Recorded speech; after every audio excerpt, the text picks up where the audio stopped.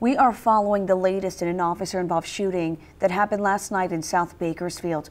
Eyewitness News reporter Raina Harvey has a story. We now know the police officer involved in that South Bakersfield shooting is Warren Martin, son of Bakersfield Police Chief Lyle Martin. Now, Chief Martin has been made aware of the incident and has recused himself from the investigation. Police just killed somebody.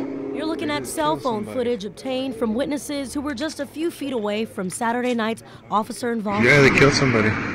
You hear the person recording the moment they realize a person has been shot and killed by a Bakersfield police officer. Law enforcement says it happened in South Bakersfield near South 8th Street and Plans Road. They just called for a medical, like an ambulance. One witness who wanted to remain anonymous describes what she heard. Suddenly we heard like some tires screeching, and so we kind of looked out the window and looked out the door. And saw when the suspect and officers made their way into her apartment complex. That's when we noticed like 3 cop cars, and they just were driving in here fast. Right as soon as I opened my door, I can see it. I heard the shots being fired. It was definitely one way. It wasn't a two-way thing. It was coming from the same gun.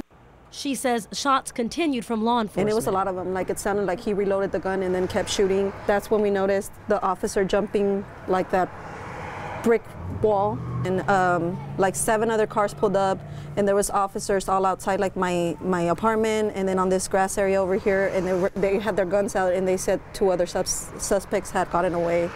Police say around 10 p.m. 2 officers were conducting a traffic stop.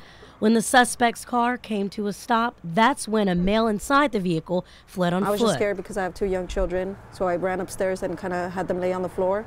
I didn't know at that point if more shots were going to be fired. Officers followed the suspect on foot, and that's when the officer-involved shooting occurred. The man was transported to the hospital, where he died from his injuries. We did recover a firearm that we believe belonged to the suspect. He's an adult male.